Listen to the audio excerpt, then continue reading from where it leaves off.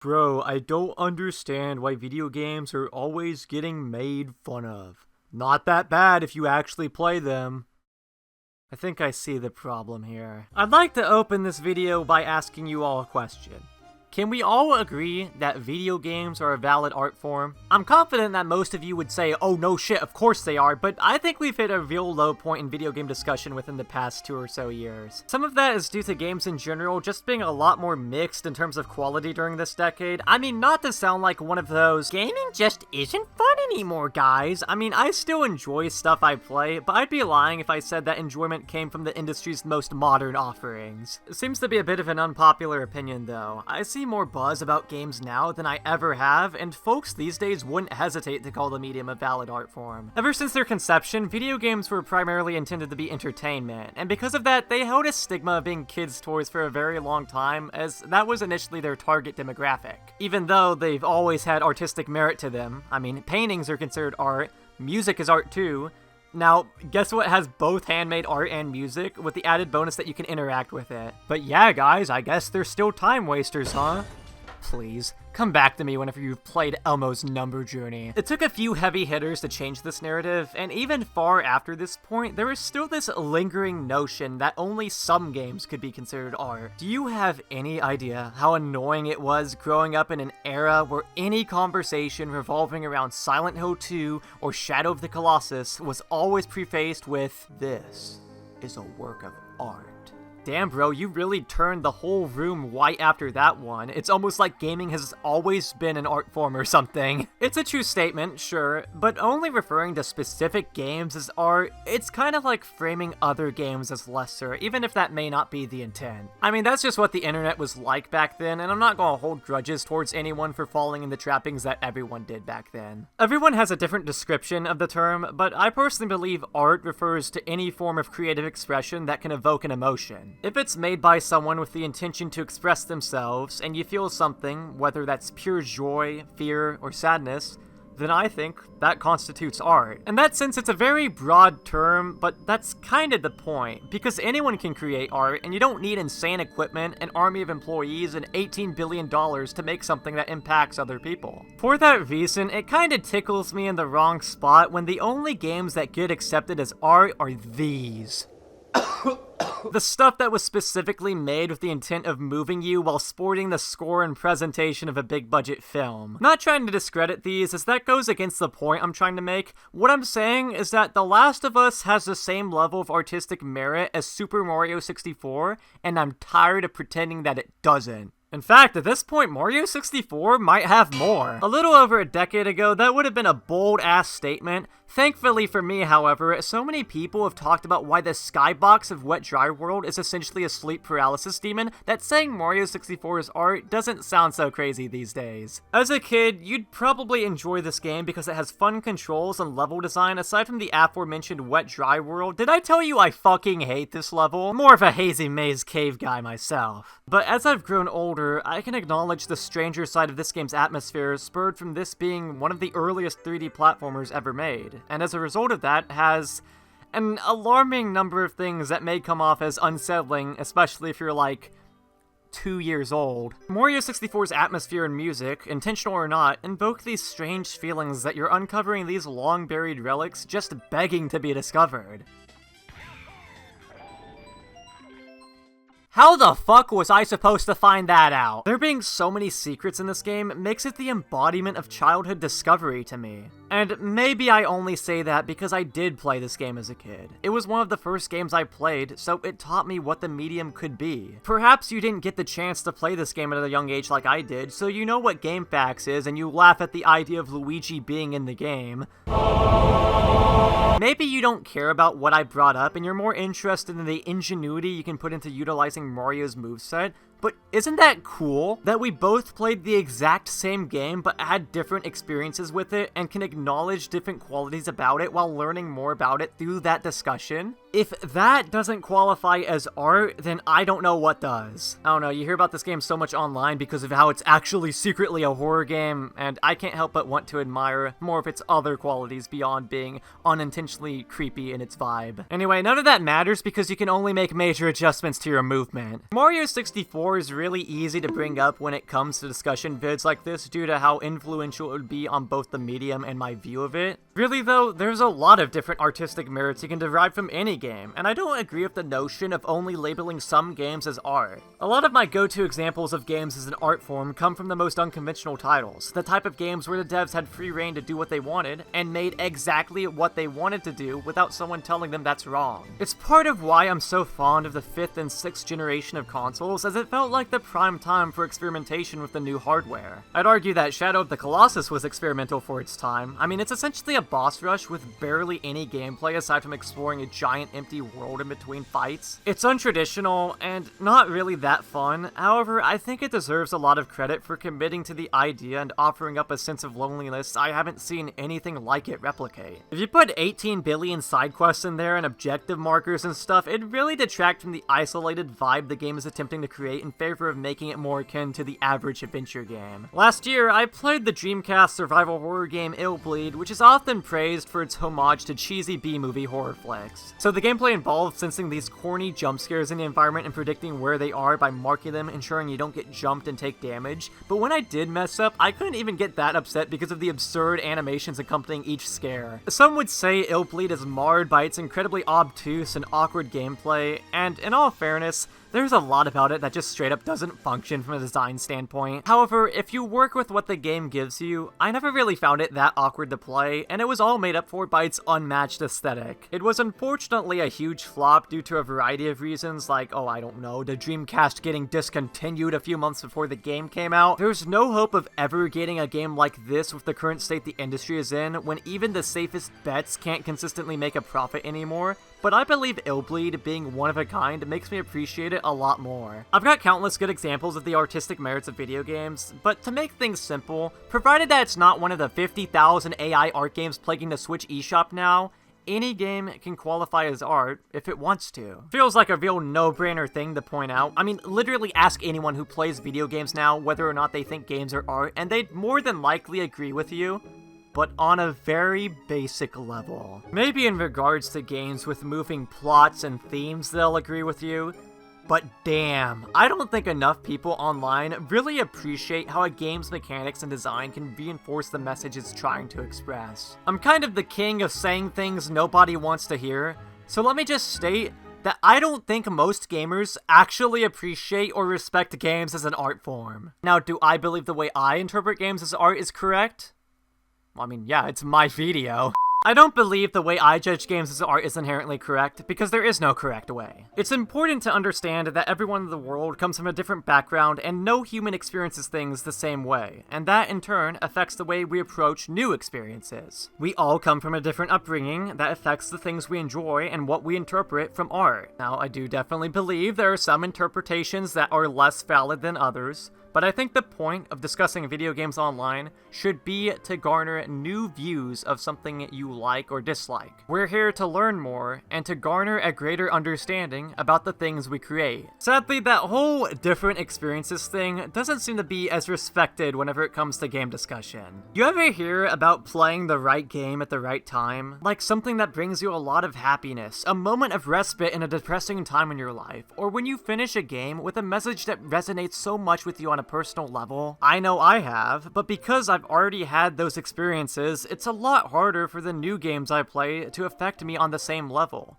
Those holes have already been filled. Like, a game is worth a lot more than what's in it, you know? It's also when it reaches you, and that can widely vary from person to person. For that reason, it's not right to write off someone for what may seem to be a generic opinion or an odd one. I'm admittedly pretty bad about this whenever I see someone list off their favorite games, and then I start questioning if they're reading off a Watch Mojo list or some other corporate best games of all time article or something, but I literally can't speak on this because I was just praising mentioning Mario 64 a couple minutes ago. Though I'm a lot more disappointed when I ask them why these games are their favorites and they can't actually tell me anything all that interesting about them aside from the 3 talking points everyone and their mom brings up when talking about the game. Most importantly, we need to recognize that, as with any human product, art is worthy of scrutiny.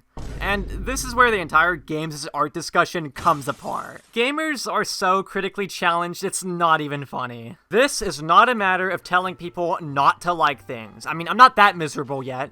But damn, if the late 2000s was bad about people online admittedly hating any new game that came out, the 2020s have been awful for discussion around new game releases being plagued with completely one-sided talking points repeated ad nauseum. I don't know when exactly this happened, but all of a sudden, a lot of people online have become averse to criticism of the newest entry in their favorite game series so long as it's not a blatantly bad game. Now, let me make something crystal clear. I do not care if you like something.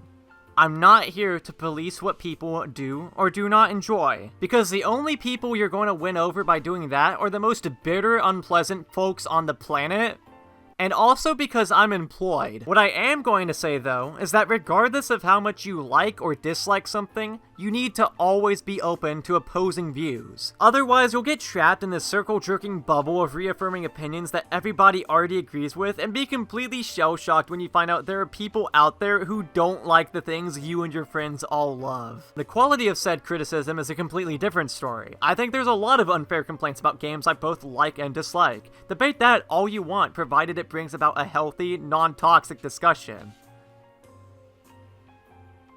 Which, I mean, it won't. But if the sheer idea of a game you love getting even a hint of criticism is enough to set you off, then that's when things get problematic.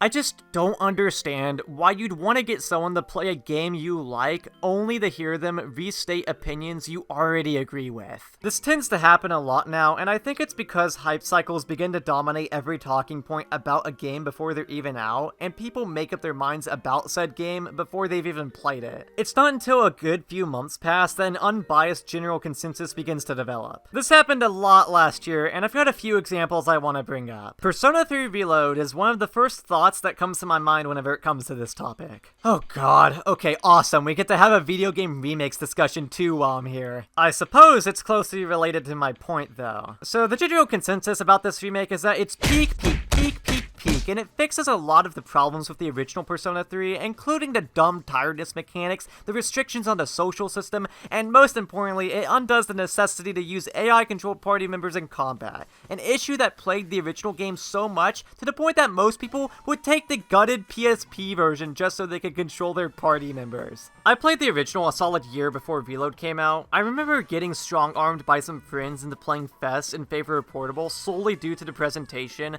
so I begrudgingly played it and found that the tactics system was perfectly fine. Maybe on one or two occasions it did something completely unprompted and stupid, but after a certain point, I got used to it and paid it no further thought. It's actually a pretty cool battle system when you get behind it, and absolutely requires a lot more planning in comparison to the combat in the following games. For some reason though, this, as well as those other aforementioned restrictions on the gameplay, are the target of so much scorn from the community, even though they're deliberately designed around the other systems, and I think add to the management the game would otherwise lack. Don't know how many of you feel this way, but I think that AI tactics gives each of the party members more personality than if you could just control them yourself. Like, you really are a leader issuing commands to them rather than the game outright swapping control to them for a moment. It helped me get personally attached to them in a way I wouldn't have if the game let me order them directly. And there's so many overblown misconceptions regarding it. It's really not that bad provided you choose appropriate commands for the given situation,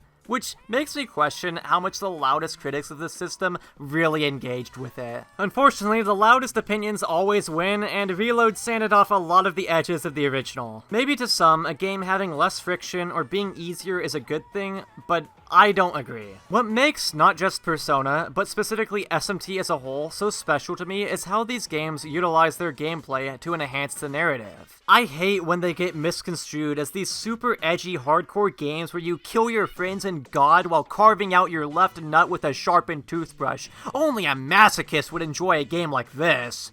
Guys, Matador is not that hard, just literally use buffs! I mean, Sometimes they're a little bit edgy, I guess, but they can also have uplifting messages about fighting for what you believe in, no matter how cruel the world may be or how challenging the road ahead is. Oh, but they have blood in them sometimes, so I guess my point is just out the window. Whoops! Persona 3 was no different to me, and to see that what were deliberate design decisions that clearly had thought put behind them get written off as mistakes that needed to be corrected rubs me the wrong way. I'm not saying that's without flaws, believe me, I shit on this game so much, some people are confused as to whether or not I even like it. I'm like a closeted fan of this game. To see them throw away these perceived issues instead of improving on them kinda makes this a bad recreation of the original. And before anyone points out how Reload has AI commands, I know. And I also know they're bad and widely documented to be nowhere near as flexible as those from the original game. Whenever anyone online argues this point, it's immediately discarded because in the eyes of many, manual control is seen as objectively better than AI control. But part of what made the original special was how it made you adjust to this new playstyle. It's a rewarding experience that no other game I've played has given me. Isn't it kinda hypocritical and selfish to say that the original game is literally unplayable because you have to use this tactics system,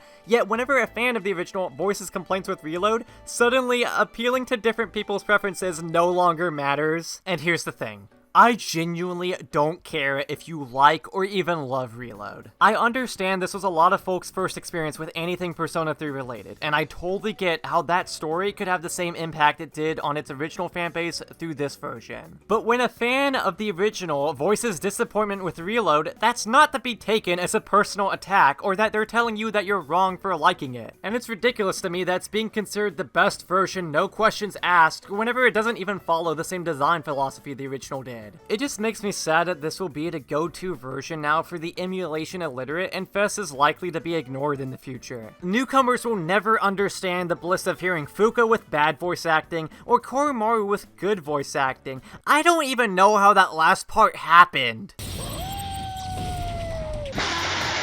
There was a very similar situation that happened when a certain other remake of a game came out. Oh yeah, we're pissing off Atlus fans and horror glazers in one fell swoop here. I always liked Silent Hill 2, but I wasn't really that into some of the dragged out exploration and overly generous resource balancing that kind of undermined the survival horror elements the game was going for. It's definitely a game I've at least respected, and I think it makes up for those shortcomings in a lot of ways through its clever environmental scares that almost, dare I say, make every playthrough feel personalized. For as much as I respect this game though, I feel like its influence on the rest of the series has been very negative, and it's not so much the game's fault as it is everyone who attempts to recapture its magic without realizing what made Silent Hill special was how distinct each of the first 4 games felt. When the series got passed around to other developers, it seemed like they were all trying to make their own Silent Hill 2 instead of realizing that the series was more than that one entry. This extends to its fan base also. Ask anyone you know who has played these games, and not only will you find that the most played one is 2,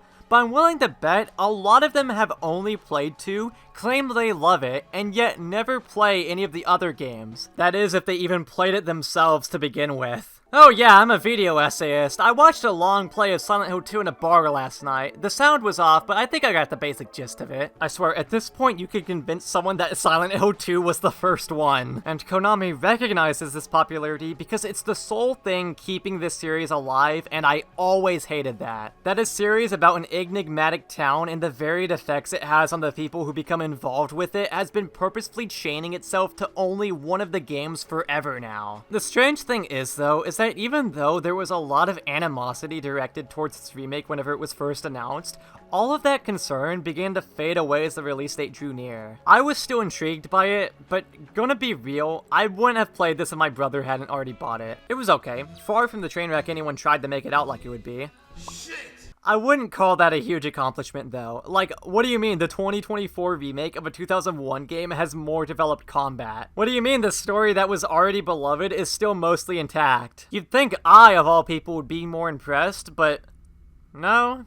Not really. I've come to accept that the combat in the original was not the primary focus of the devs, so I don't think this game having a dodge with iframes automatically makes the combat better whenever it's a lot more intrusive, the item balancing is still skewed in the player's favor, and the only people I see arguing otherwise are those who don't realize just how good the dodge is. Did the manifestations of my guilt just try to hit me with a 3-hit combo? You can melee only some bosses easily thanks to it. It's better, I suppose, but maybe don't act so condescending towards fans of the original when they don't really think it fits a game like this. Like, I don't really get why a lot of people online who love this remake act all stuck up that this new release is so much better than the clunky old original. Almost like it was one of the most influential games of its time. There wasn't a ton for it to work off of back then. The first 2 Silent Hill games both established a lot of the conventions of psychological horror, so to shit-talk them because they're old, while praising the new one for adapting modern gaming conventions, it's like a self-report that these people who claim to believe games are an art form are just speaking hollow words. And why don't you just kill yourself? I'm really sorry if that sounds pretentious or gatekeeping, but my issue was never about liking these new versions more. It's when they're stated to be objectively better replacements that I'm irked. When I tell people I know who are interested in Persona 3 Fest or the original Silent Hill to try them because they want to take a step back in time and have a wholly unique experience with the game, only to get heckled by their friends because they can't fathom someone not playing the shiny new version, it makes me wonder. Will this happen with every game eventually? Will there come a time where every well-regarded game needs to be replaced with a brand new version that costs $80 and runs at 12,000 frames per second in the utopian future when PC ports don't suck dick? Remember when games that were deeply flawed or buggy got remakes and not the stuff that was already liked but is now considered too old by modern standards? I mean, sure, art ages, but implying that age is inherently a bad thing is just ridiculous. How come the remake of Resident Evil 4 got acknowledged as a cool new take rather than the definitive version? Okay, actually, I see some people say the original RE4 is bad because it has tank controls, because people crash out over having to push up to go up, but is the original still relatively respected because Capcom had the decency to actually preserve it? Ooh. I love both RE4s and slightly prefer the remake due to having more depth in its combat and exploration, but I still love going back to the original because it handles certain aspects of its gameplay with more care. It's more consistent with its design elements. They're games that play to each other's strengths, the remake actually playing off of the knowledge gained from the original, which is cool. These 2 examples I've brought up don't really do that, aside from some references here and there, I suppose. But those are callbacks, not playing off of preconceived knowledge. I don't know, I just hate discussion surrounding Silent Hill 2 in general, because for the longest time, I got so much shit for daring to criticize the original for some of its weaker elements, even though I always thought it was a good game. And now we have another critically immune game that people are infinitely more obnoxious about discussing. Now with that said, if I can look past all of that, I don't believe this remake is a bad game or a terrible remake. It's an okay recreation of the original that does like 1 or 2 things better, that's unfortunately dragged down by terrible pacing that pads out the runtime to twice its original length, because we gotta make it worth $70. It's the overwhelming talk around it that frames this game in a more negative light to me, when that's just not fair. It gets its fair share of unjust criticism as well, and no matter how much I may not like something, I'll never stand for unsubstantiated critiques of a game made by people who oftentimes haven't even played it themselves. I just wanted to clear that last part up before some guy whose channel icon is a picture of them in a truck says I'm stupid, okay? That's what this overhyping nonsense and refusal to accept flaws does though. It drives an immovable wedge between those who like the game and those who don't. This is going to be such a jarring tonal shift, but dude, I've gone radio silent on social media because I hate Twitter, and I've been balling up this opinion for so long, I gotta let loose. So you might look at this sprite and wonder, what does this dude think about the new Mario and Luigi game? I didn't really care. I was still gonna play it because I grew up with these games, but I prefer non-baby games nowadays, thank you very much. I wasn't very excited for Brothership. And then right before release, the IGN review dropped. My history with IGN is I don't care. I don't get my opinions from a review site because that's stupid. I play the games I'm interested in and not based off of what a journalist says. Anyway, y'all might know that Mario fans lost their fucking nuts over this simple review because of the reviewer in the article bestowing this return of a much-loved series a mediocre 5 out of 10. Damn, he must fucking hate it! Now, Nintendo fans put way too much damn stock into what is at the end of the day a random person's opinion and a number. I think Pikmin fans did the same thing when one site gave Pikmin 4 a 7 whenever it came out.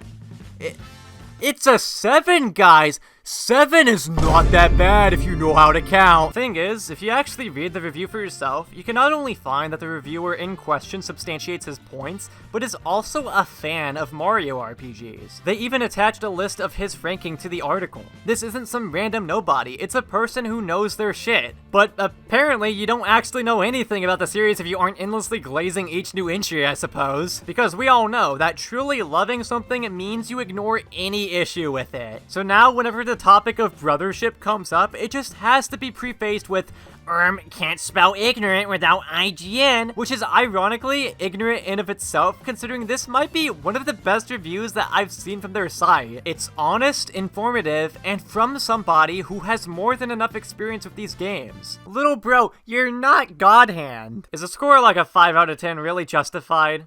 I mean, I don't care. I'd say it isn't. I think a 4 out of 10 is a more apt score. This MF Brotherhood was a snooze fest with just about no redeeming qualities outside of some bosses.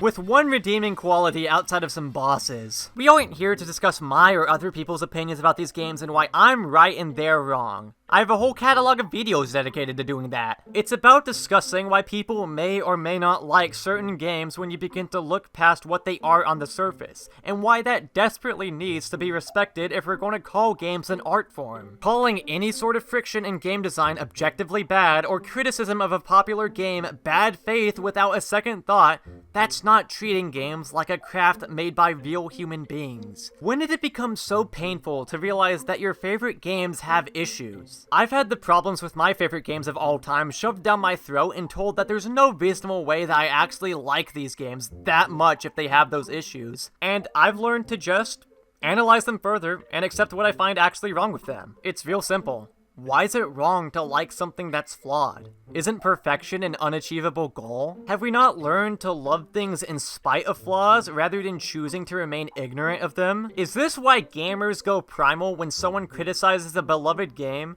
Is it because we can't stand the idea that we like things that have imperfections? Sometimes I play games with a ton of lovable qualities, and some that maybe made the overall experience a little worse for me.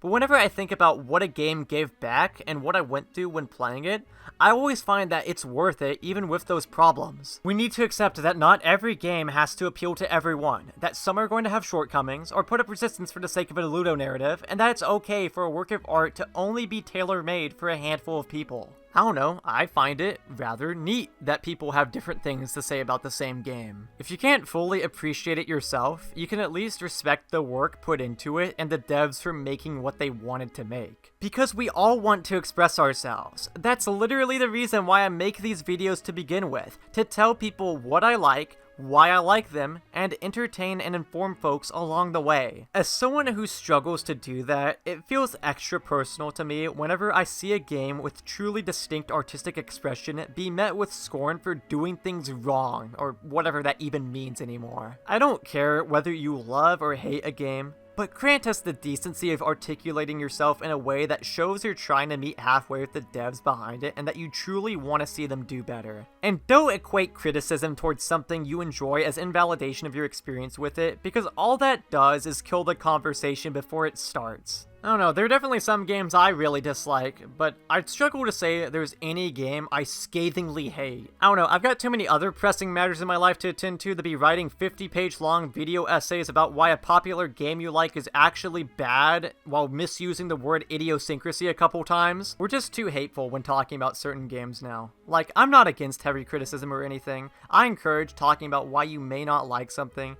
But can we stop using the word despise when referring to a video game that doesn't have some hateful message, because that's really corny. I just ask that we keep things level-headed. We would benefit a lot from behaving more like these guys. Video games are cool not because they're entertaining, but because of how much they allow the people behind them to express themselves in a manner that can be interacted with by their audience. Anyone out there that sees them as products that get worn down and need to be replaced, or objects to worship, and that talking about them in a way that isn't always positive is looking too deep, is treating them no better than the toys they were introduced to us as. Things to entertain us that need to get thrown out and replaced when they stop being entertaining. Like I've stated over and over again, this is not a video about invalidating other people's opinions.